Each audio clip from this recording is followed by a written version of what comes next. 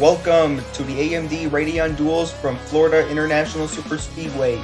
These two races will determine who will compete in the 24-car field for the Florida 500. Let's take a look at our starting grid for Duel 1.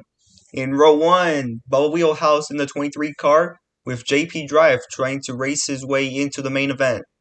In row 2, Rich Mixon in his first season in the 36 Tank Coat car with Ed Truncan in the 33 Mood Springs car.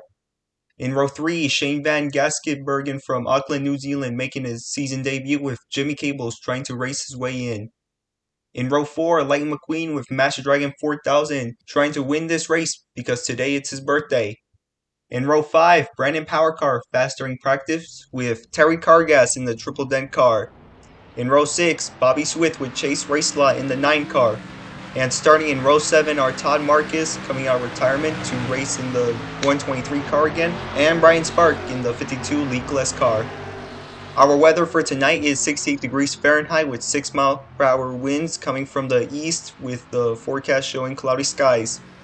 Here is our race analysis: 6 laps, 15 miles around the 2.5 mile track with 31 degrees of banking in the turns and 19 degrees in the front straightaway.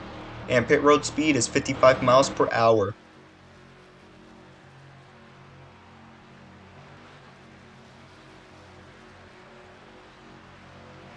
The pace car is off to the pits. Meanwhile, 13 racers are ready to try to win this first duel. Here they go. The green flag is in the air and Duel 1 is underway.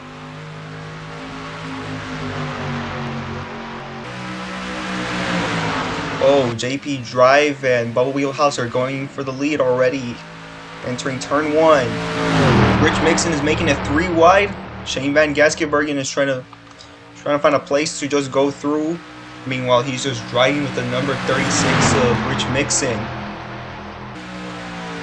4 racers of Florida 500 hopes are in the line. That's the reason why you see them in green and some of them are in the yellow. The ones in yellow, that means they might be in the show, but Duel 2 will actually decide their fate. Well, the end of Duel 2 will actually decide them. Rich Mixon takes the lead against the number 23 of Bubba Wheelhouse and the 84 JP Drive. Will he lead lap 1 or Shane Van Gisbergen? And Rich Mixon leads lap 1 with 5 laps to go. Here comes Shane Van Gisbergen from Auckland, New Zealand, taking the lead. Over there at Auckland, he was a great road course racer. Here's a look at Master Dragon 4000's onboard camera. This type of racing is kind of stressful than short track racing. If you're at a short track, your heart rate usually goes up, but instead super speedways are kind of like a short track and a big oval at the same time whenever you're racing in the 3 to 4 wide packs like this you're seeing on the screen. Here's a look at Lightning McQueen. He is not doing well tonight. He is trying to find a partner to help him push him to victory. Meanwhile, Shane Van Gisbergen is going to lead the second lap of the AMD Radeon Duel 1. Yeah, he leads the first duel second lap. Meanwhile, Brandon Powercar and Bobby Swift are trying to pass him. There's 3 wide behind them. Yeah, there's 3 wide. Here's a look at Todd Marcus. He's the highest in one of the open racers, so he's in the green, so that's good. If one of these win, they're automatically in, which means one of them will just only be able to advance, meanwhile the others are going to have to go home. Now get ready for your mini halfway jam.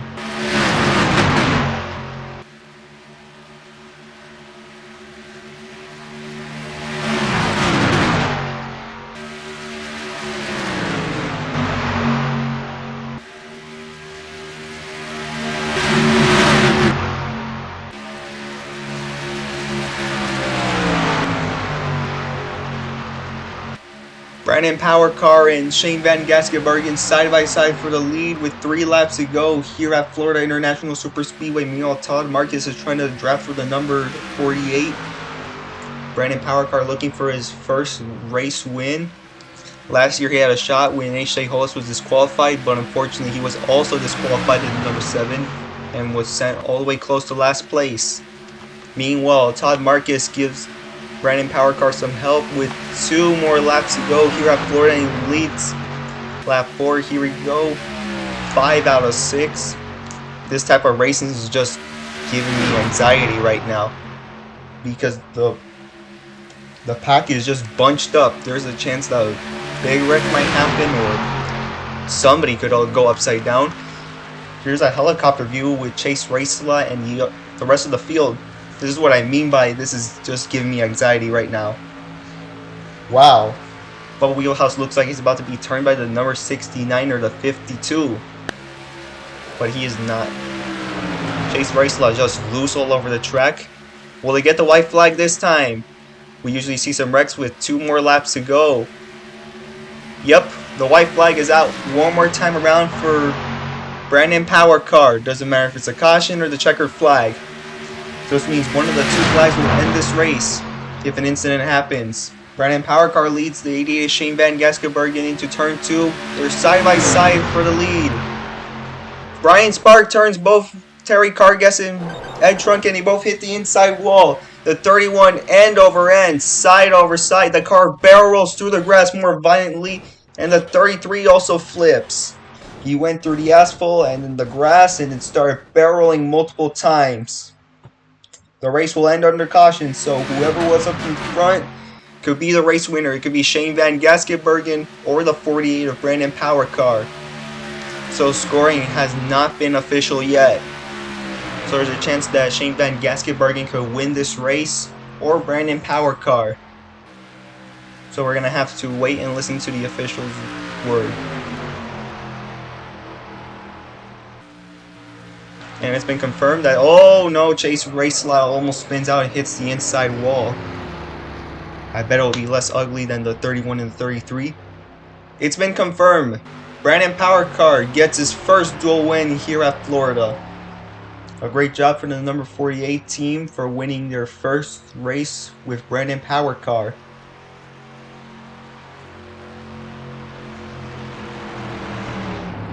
Now let's take a look at what just happened on the final lap. So once the 52, 31, and 33 got nowhere, both cars of the Triple Dent machine and the Mood Springs car, both of them hit the inside wall. The 33 had too much energy, so he decided to go on his roof, and there he goes through the grass, flipping multiple times. The 31 was already upside down when the 33 decided to go airborne. Through the Le Mans chicane, which is used for the Rolex 24 at Daytona. I wish all that grass was gone. Alright, here's a look from the Lightyear blimp. Ah, that's a ugly hit. I can't even stand watching this. The 31 flipping multiple times, reminding me of Ryan Preece's flip from the 2023 Coke Zero 400. Wow. Here's another view. This is the one using the actual live run. How the 31 flipped multiple times. It could be the grass that's just making him flip more violent.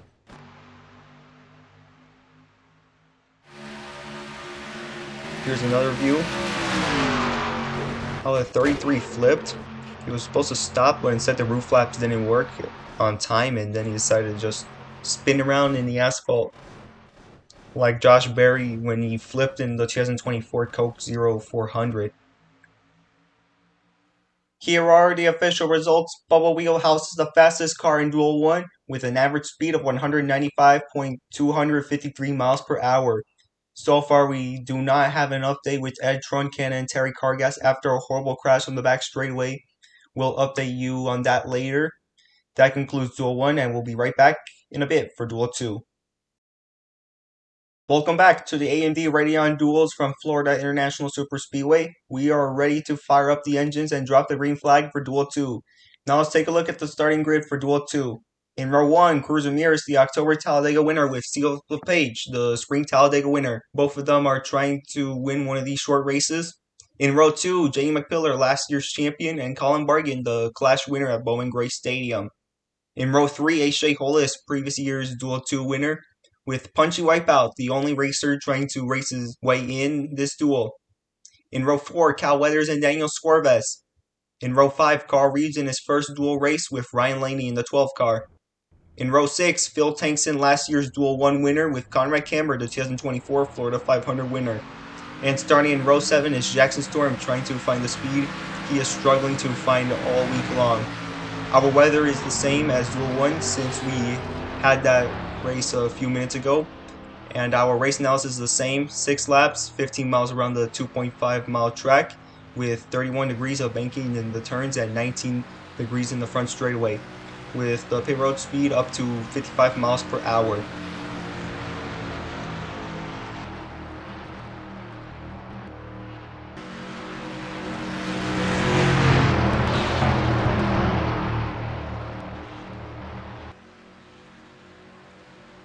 The pace car is off to the pits for the second time tonight. Meanwhile, Steve LePage and Cruz Ramirez will lead the field to the green flag, and we're underway for Duel 2.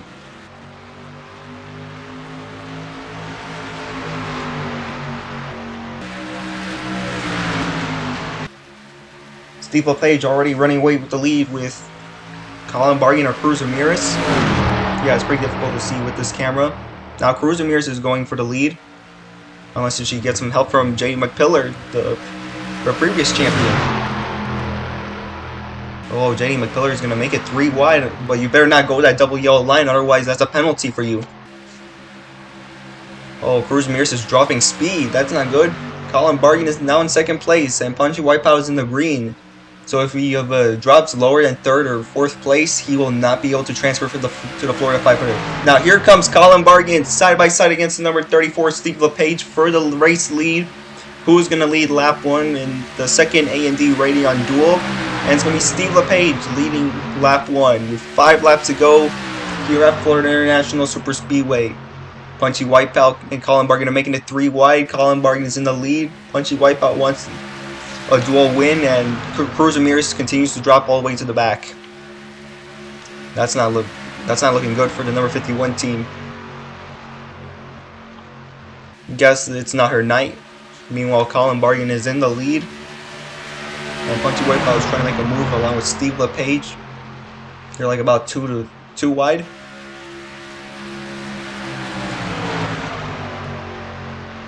Punchy Wipeout is continuing to drop to the back. That might create some terrible consequences. And Colin Bargain leads lap 2 with 4 laps to go from Florida in the second AMD Radeon Duel.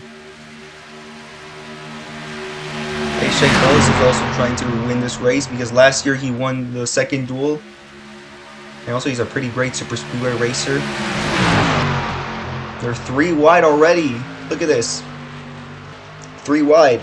Ryan Laney is also trying to make a move, but instead J.D. McPillar is just blocking him. He's trying to find an open gap. Now get ready for your halfway jam.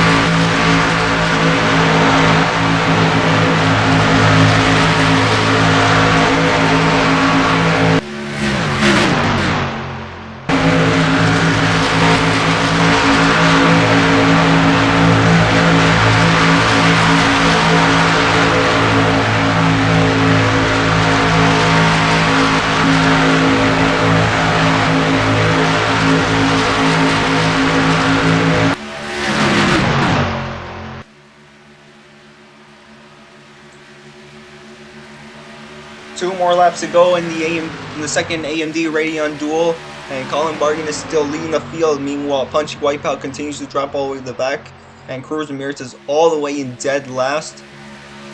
Yep, like I said earlier, it's not her night tonight. We'll see if she will improve her speed in final practice tomorrow, or even possibly try to win the Florida 500 on Friday. Here comes Phil Tankson trying to draft with the number 32, and Jackson Storm trying to win because he has not won last year. And this is not a points race. Remember, this is not a points race, since this is just an exhibition race. We're seeing who could be in the 24 car field for the Florida 500. Will he take the white flag this time? Ryan Laney looks like he's about to block. The white flag is out one more time around here at Florida for the second AMD Radeon Duel. Phil Tankson's trying to draft with Colin Bargan so he could get a second duel win. Colin Bargan has been fast all week. He has won at Florida. No, he won at Bowman Gray Stadium last week at Winston-Salem, North Carolina. Here comes Ryan Laney charging up to the front. He is passing the number 82 at Conrad Camber. Colin Bargan has won at Florida before in the 2024 N2O Cola Light 400. Coming out of turn number 4, Colin Bargan will win in Florida for the second time in a row. Congratulations to Colin Bargan for winning his first AMD Radeon Duel. He was able to avenge what he lost last year, because AJ Hollis was leading the rest of the race last year in the second AMD Radeon Duel, and Colin Bargan was the runner-up. Here comes Ryan Laney congratulating the number 32 for his great achievement. 2 Florida wins in a row.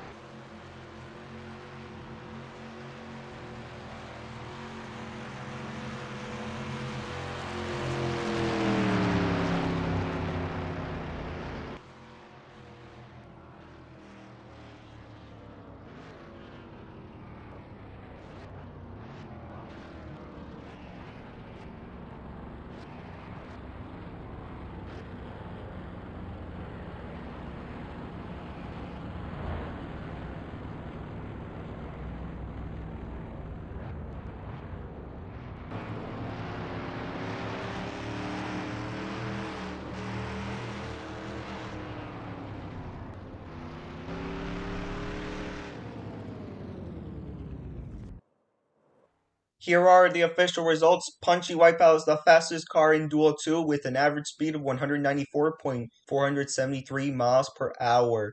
Well, that speed for Punchy Wipeout isn't enough for him to make it to the Florida 500 because he, JP Drive, and Terry Cargas will not be in the main event. We got an update from Terry Cargas and Ed Trunken.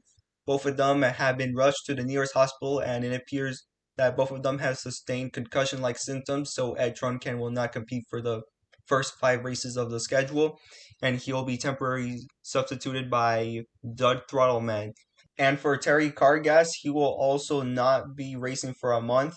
Tune in to the 2025 Florida 500 this Friday at 6:30 p.m. Eastern and 3:30 p.m. Pacific. Thank you guys for watching. Don't forget to like and subscribe. This is the Candy Cat 127, signing out.